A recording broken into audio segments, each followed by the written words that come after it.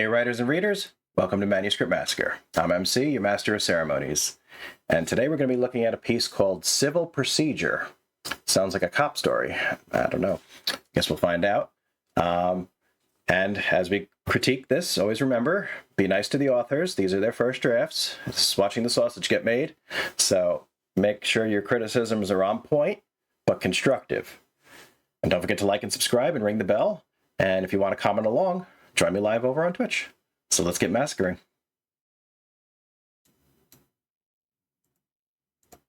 Civil procedure. 30 years of government service in the past, yet law school failed to allay Marta Novak's worries about her future. She pondered these new concerns from the back row of an evening section of her first-year civil procedure class. Beyond rows of heads, a rumpled sort of man busied himself at the lectern. He held her attention as little as the white noise of conversations drifting up. All right, so off the bat, not a bad intro. It's a little exposition-y. You're kind of setting the stage a little bit, and that's okay. Beyond the rows of heads, a rumpled sort of man, so not quite a full man, busied himself at the lectern talking about what?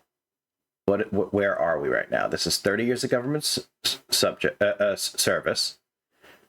I don't know where we are. All I know is that there's a person talking at a lectern.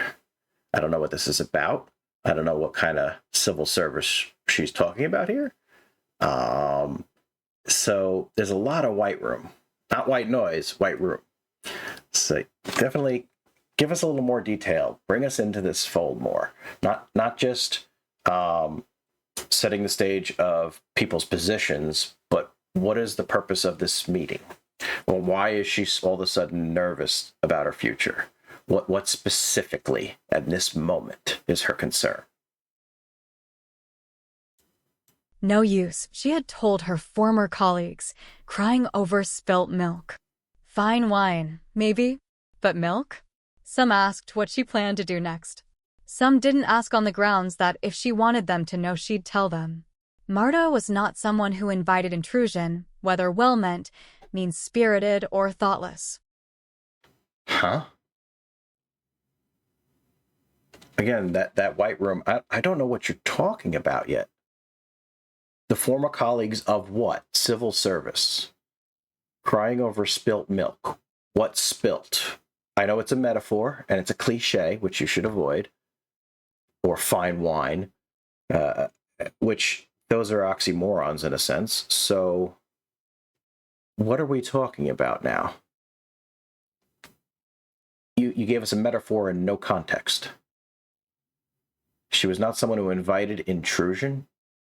To what? I am so confused right now. I need details, explanation, not metaphor, not purple prose. Just, where are we? What are we doing right now? Why is she nervous? What is spoiling? What is fine wine? Skip the purple prose. In her one-time career, now dead and gone, a natural skill at reading people had helped her cultivate professional relationships. She had navigated office politics like a pro, without attachments. Made a place for herself and held it. Respected. All the better that the workplace culture discouraged professional relationships from leaching into private life. Loner that she was, she had thrived. Now we're going to our third paragraph of exposition. There's been no dialogue, no details as to who the person at the lectern is or what's being talked about. I don't understand. Office politics. What office? I'm going to harp on it until I get answers because I'm so confused. What are we talking about? Okay, good. She's a loner. Ever heard of remote work?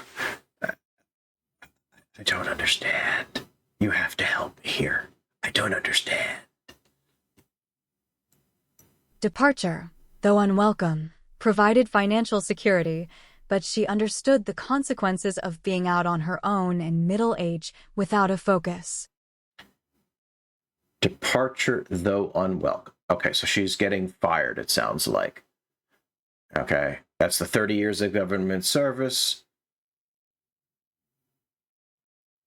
and law school. I don't know why the law school was mentioned in the first sentence there, but I still don't know what you're doing. And so you were fired, and you have these, you have financial security. I'm assuming that means you're talking about a pension of some sort because it's government service.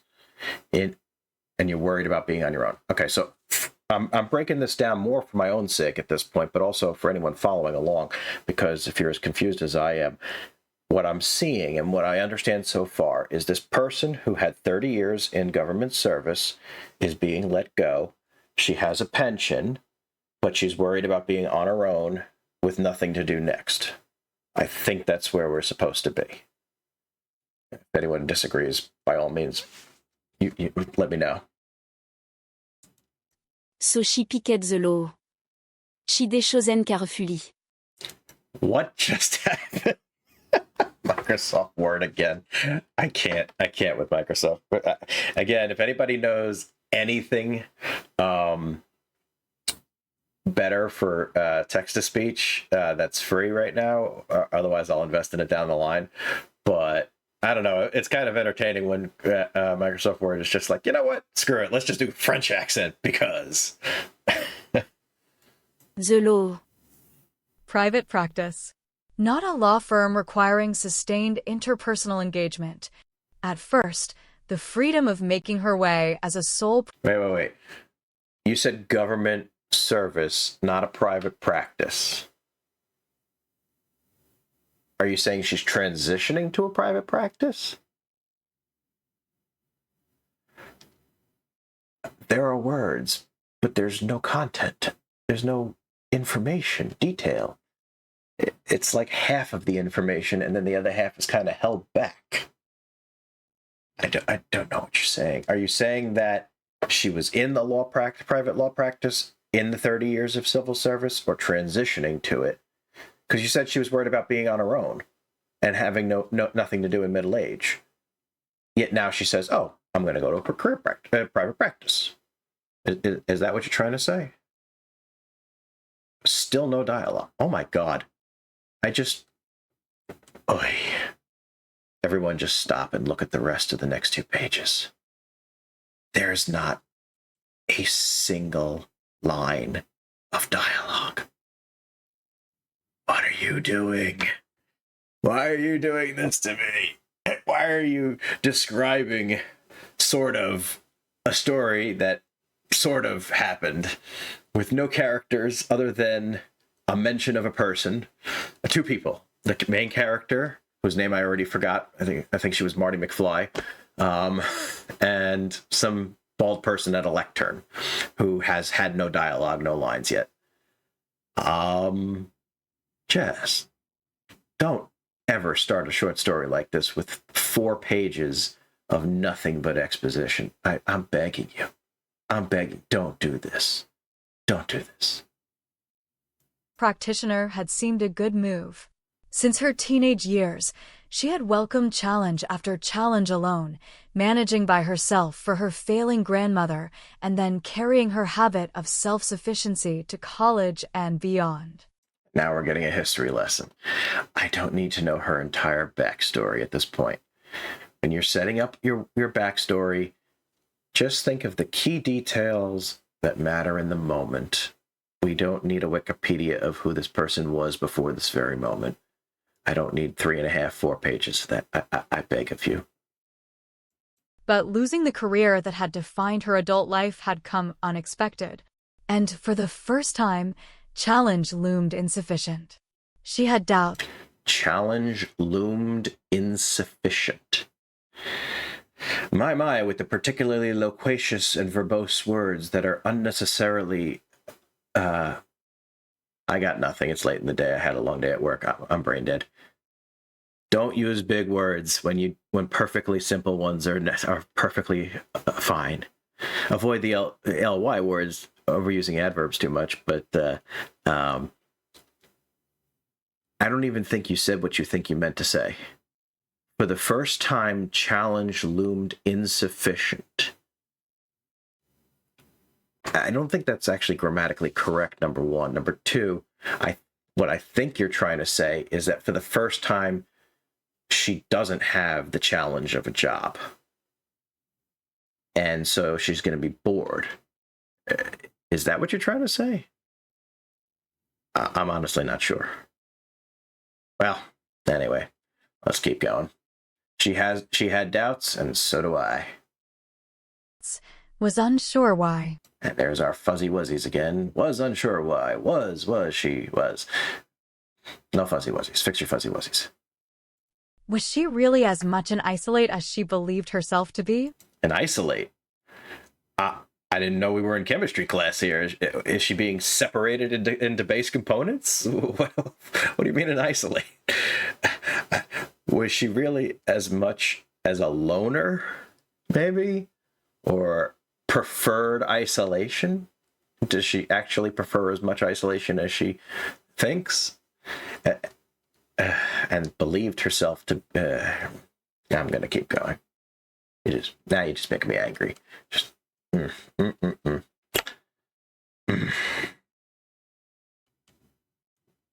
Her grandmother had relied on her. I don't know why she would. Her colleagues, too, had drawn on her singular expertise. And had all this past perfect. Well, technically, you're still describing something that happened in the past because we're being hammered by it over and over and over. It's dragging the story down.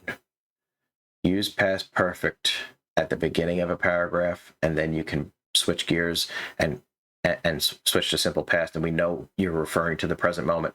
There's a little philosophical disagreement whether or not that's good or bad, but in general, the less hads you have, the quicker your story, the easier your story will be to read.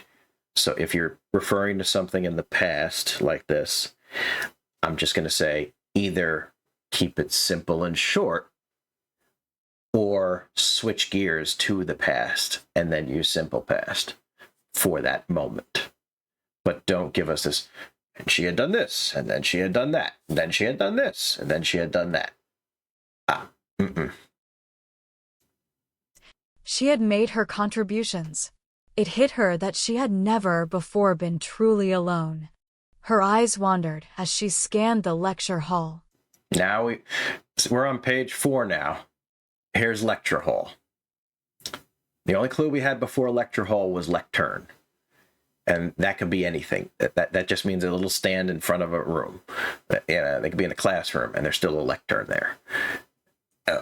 Okay, so now we're in a lecture hall. What are they being fired by group? What was she doing here anyway? She hoped she'd made the right choice. What? The right choice to do what? What are you deciding? Give me clue. Oh, Oh boy. Now I'm hampering very hard here, and for the author who is learning, I want to say that this is something a lot of newbie writers do, in that they are trying to set the stage for the story to come. So I don't want you to take it too hard that I'm upset with how much legwork is needed before I can actually get to a story. But at the same time, it's a key learning moment. You don't want to drag your readers and force them to, learn calculus before you can tell them how to divide a pie in half. Okay? We don't need all this up front. And because you're giving us so much detail about what had happened, I don't know what is happening right now. I really don't. What choice did she make? I assume she was being fired because you said after 30 years, now she has nothing. Now she has to think about what's next. Maybe there's a private practice, maybe not. You didn't specify that either. Okay? What choice did she make? Be in the moment of the actual scene. Put us in Marta's thoughts. What is she thinking? What is she feeling? What is being said at that lectern? Give me that in dialogue. I need to know what the bald man is saying. Even if it's not completely relevant, it's relevant enough that you pointed him out. It's relevant enough that you've just doubled down that we're in this lecture hall and that she's making a decision based on what's happening around her. So clearly, whatever he has to say does matter on some level here. So I need to know. I need that dialogue. Don't write a summary of what happened here. Write the scene. Think of it like a play,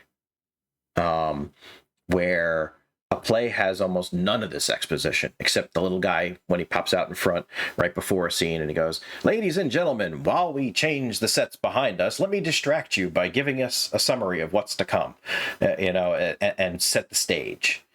But then once that happens, there's no more exposition. Once the actors are out there, they have lines of dialogue. The descriptions of what they're wearing and the descriptions of the sets in the background, that you need to have in the words. But everything that matters to the scene are the people who are in it and the things they say. That is the most crucial part to any scene.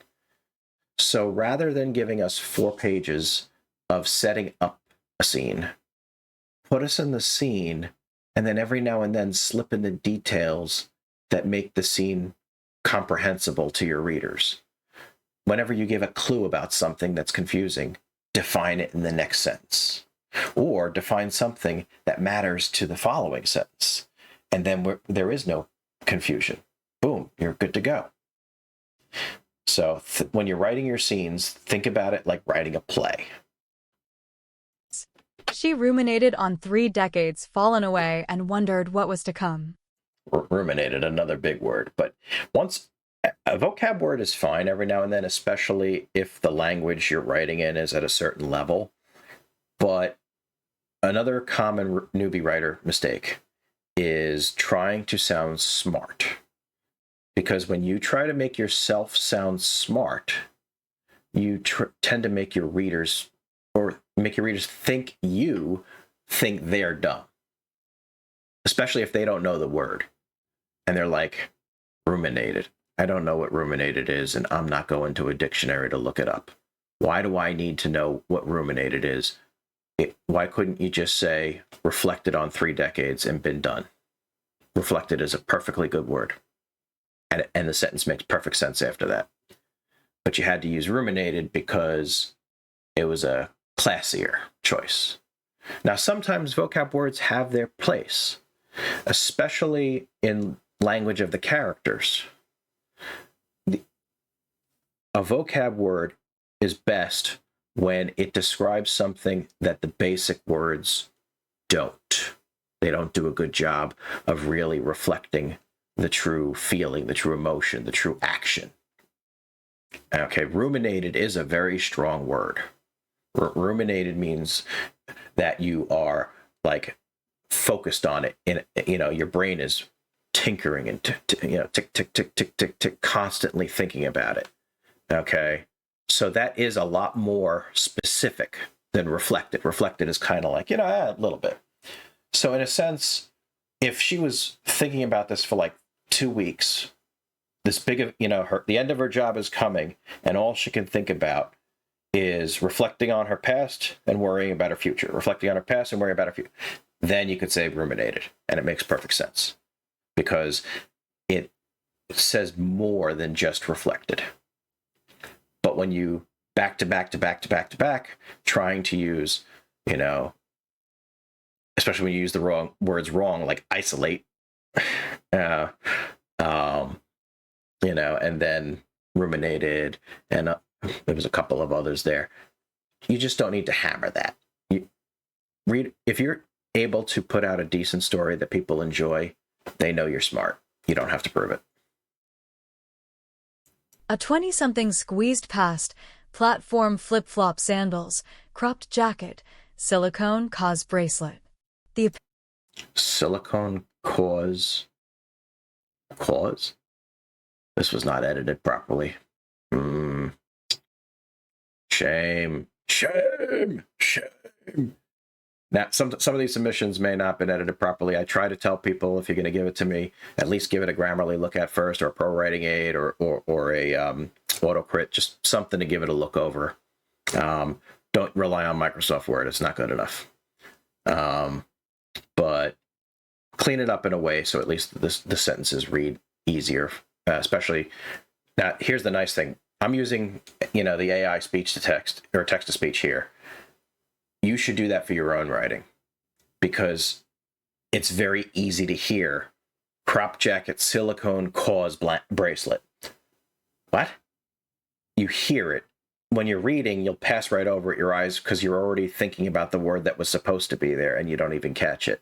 But when someone else reads it out, aka, French voice actress a la Microsoft Word, or sometimes French voice actress, then it pops out clear as day. So do yourself a favor before finalizing your edits. Listen to your words. Get a text-to-speech reader of some kind and listen to it. Peril was no surprise. It was the tobacco stink. Although Marta sat alone in her row, 20-something dropped to the seat right next to her, pulled out a laptop, and... You're referring to 20-something as if that's a way of identifying a human being. It's a way of describing a human being, but identifying? If you're identifying the 20-something as, oh, here comes the 20-something, that means in this lecture hall filled with people, this is a person who is so recognizably 20-something because everyone else is at least 30 years older than her. That's what you're trying to suggest. I think there's an easier way to just say a woman in her 20s. Or a younger woman in her 20s, if you want to compare, because she was 30 years older. That's fine. And then after that, you just say the person or the woman or the girl dropped into the seat right next to her. That's it. pushed the rest of her gear down out of sight. Spoke. Gear? What kind of gear? Oh, you mean the accessories you were talking about before? All right. I'll let it. I'm harping a lot tonight. I'm sorry. Got me crotchety. Grr. Spoke without turning toward Marta. What do you... Spoke. Yeah, this definitely needed some editing. know about this guy? This... What? All right. Let's break it down again. When you have a line of dialogue like that, especially after a paragraph, make it its own paragraph. So that way it's nice and easy visually. You can recognize, okay, here's where the dialogue starts. Marta glanced over, allowed herself a beat. 20-something had invaded Marta's space and insinuated herself with a question, as if they were familiars. Now here's the passive voice. We talked about the past perfect tense using the hads because it was a scene that was occurring in the past. We were talking about past events prior to the scene we're in. That's not the case here. I mean, although you're describing something that just happened 2 seconds ago, but you don't need to. Why are you going back? You don't need to go back. Why did this person feel entitled to talk to me? That's all you needed. And put that as a thought bubble.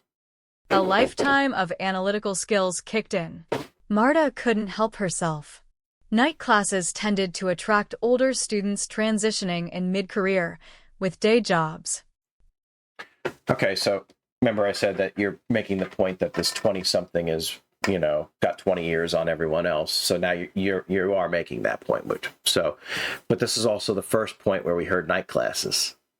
So we're getting the details of the actual scene so piecemeal. We're on page 5 now. We didn't know this was a lecture until page 4. Now page 5, we know it's a night class. And we still don't know what the class is for. We don't know what the teacher's talking about. We don't know what the goal is here, other than to do something after her last job. We need details, but you're giving us all the wrong details in the wrong order.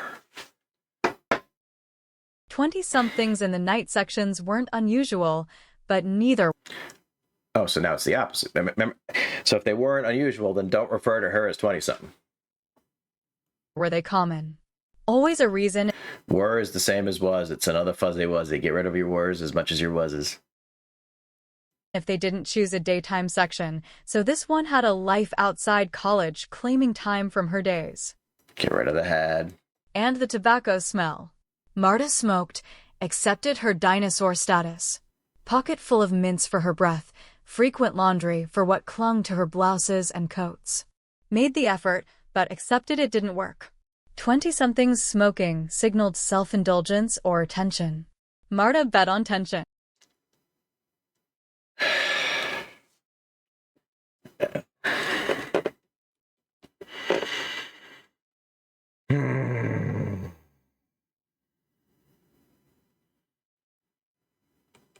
I'm just going to say that this whole paragraph should be rewritten.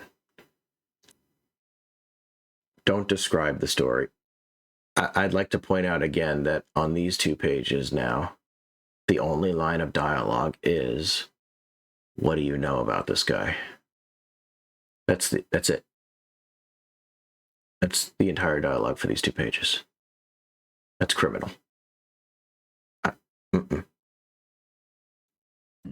So, the 20-something was a pushy cigarette smoker fighting against distractions. Why is she pushy? But all she did was sit down and ask a single question. That's it. How is that pushy? Sounded like Marta. A young Marta? A young Marta. Are you asking yourself? How amazing, Marta thought, to be young. 7 at night on a Thursday. Where's the formatting?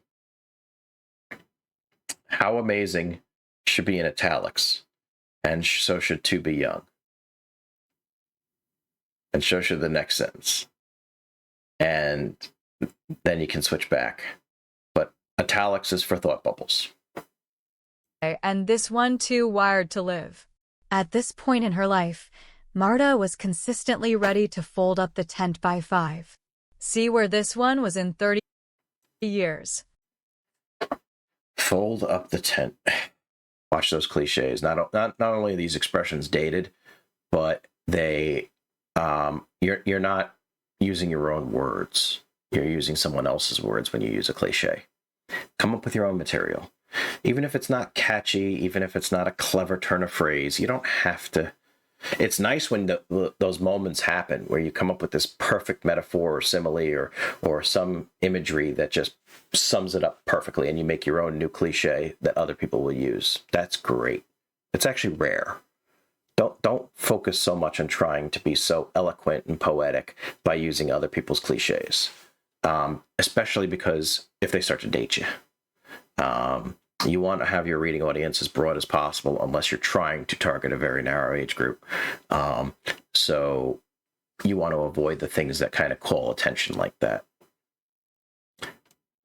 Judgy interlude completed, Marta returned to the young woman's question. This professor uses the full 3 hours, what I hear. From what I hear. Boy, this needed editing. We'll go all the way to 10. Supposed to be tough. Marta. Who's talking? I have to go back because I'm lost. What do you know about this guy? 2 pages go by. This professor. Okay. I think it's supposed to be clear that this professor is being spoken by Marta. But because there's so much gap in between, I have no clue. Not to mention, don't put it on the same paragraph, new paragraph. This professor, Marta finally replied, uses the full 3 hours from what I hear. And that's 1 sentence, not 2. And then you could say, if there's that kind of huge gap where there's at least a paragraph in between or 2 paragraphs in between, give me a dialogue tag. I would really appreciate it. Heard the hope for contradiction. Quashed it. Yeah. Have you been working in a law office? What the?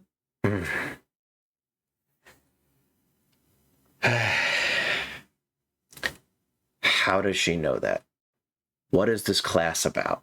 Why are they here? Why would she think that?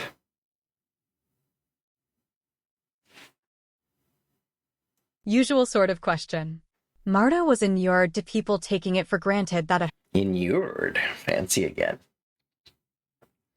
her age, she was pivoting from an ended first phase. An ended first phase. Are you a retired lawyer or a retired psychologist? What? Pivoting? Don't make assumptions like that either. It's judgmental and reflective. It makes the author sound like they are very old and bitter against a younger generation. I don't know if that's the case or not, and it doesn't matter if you are or aren't, if that's not what you were going for. But if you're trying to make Marta out to be a disgruntled, old, witchy person who is just kind of like freaking youngins in their freaking, life expectancies and all this, and they get everything and I get nothing, sell that. I think you were trying to, but really hammer it down like, oh God, why did she have to sit next to me? Why is this 20-something yapping? Why? I don't care. Go away. You do that, and things will sound a lot more like what you're going for here. Instead of just kind of slapping on the end, oh yeah, it's the reflection of an inuring people pivoting from the end of a first phase. No, just old lady is big meanie. Sell it.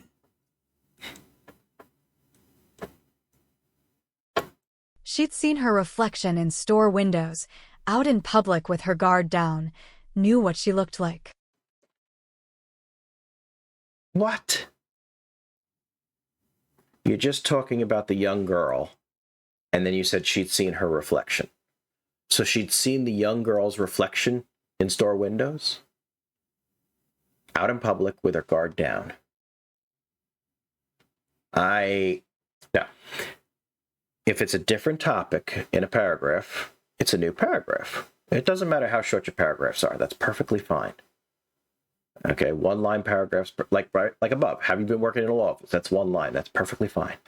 So, Marta...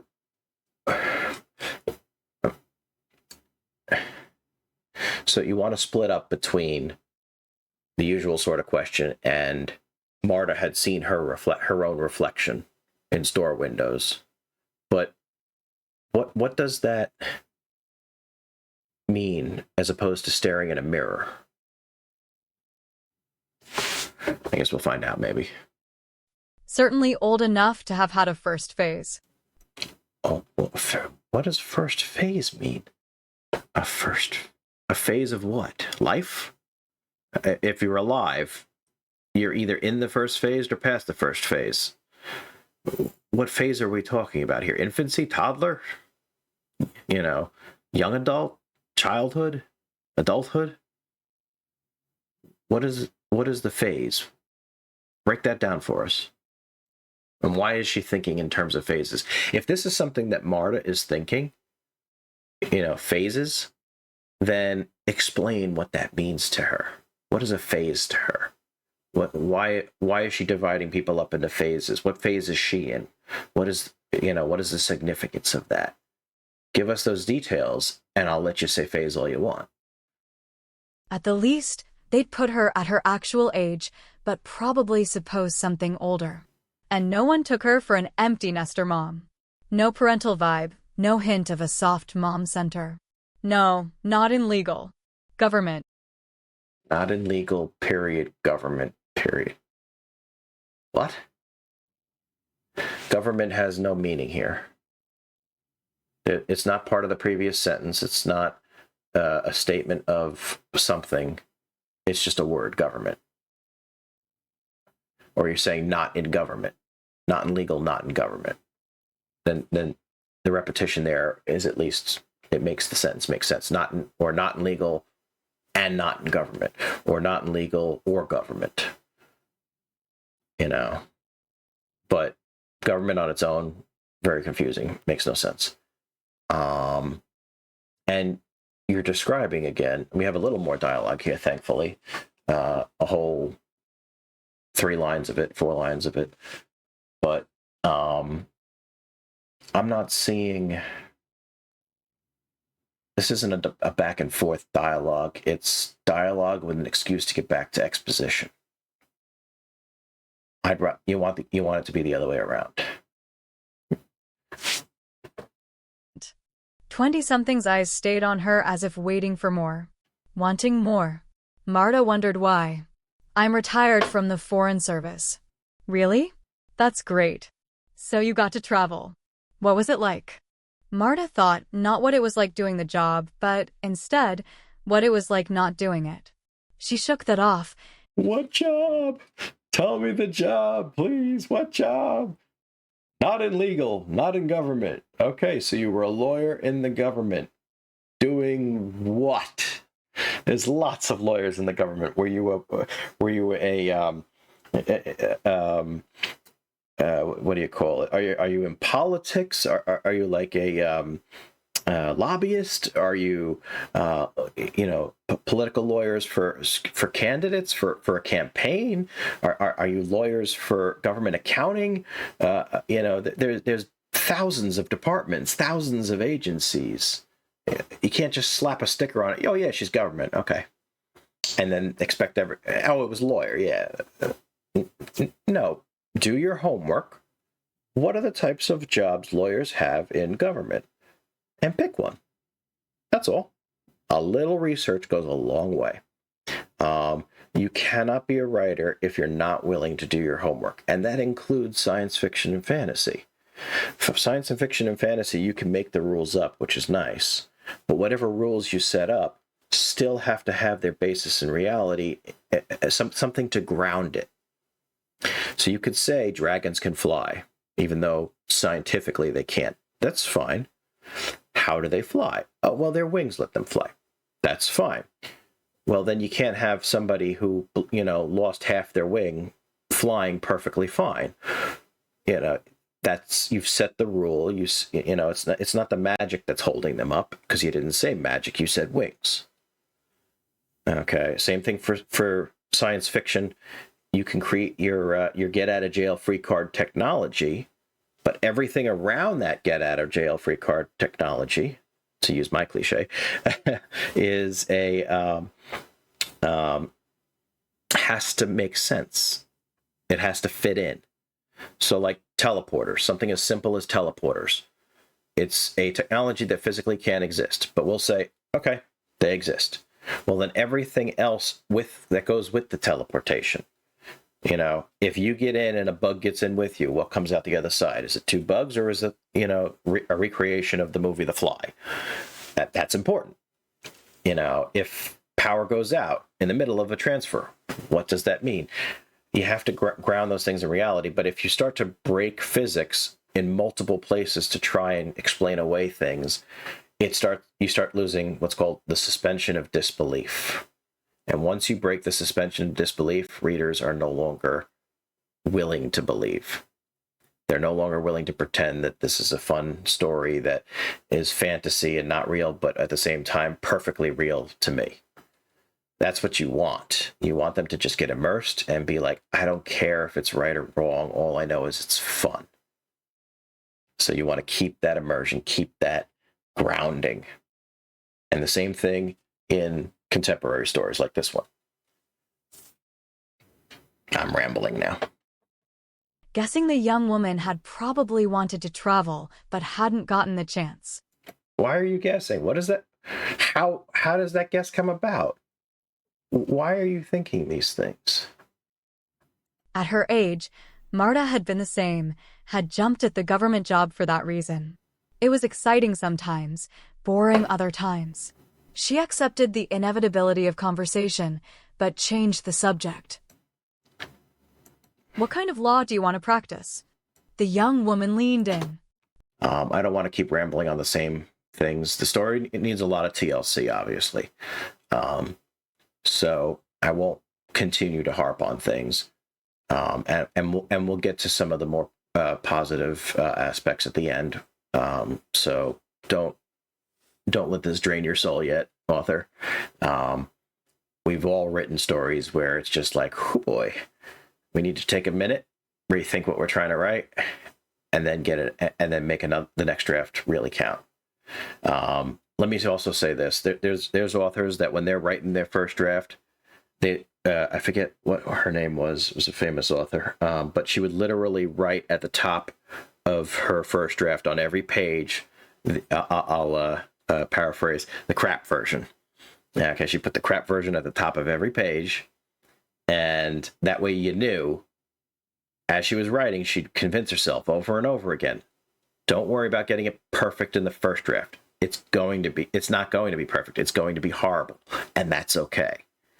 And then you learn, you get feedback, the feedback stings, you get over it, and you do better. So I'm harping hard here because a lot of this is hard to read and it's hard to get through, and it's a little painful for me. That can't be helped. That's just writing. That's part of the writing experience when you're critiquing people who have a lot of mistakes, and when you submit stuff that has a lot of mistakes. That is part of the process. So I apologize in a sense for harping too hard, but at the same time, you need to know these things and you need to be able to keep going.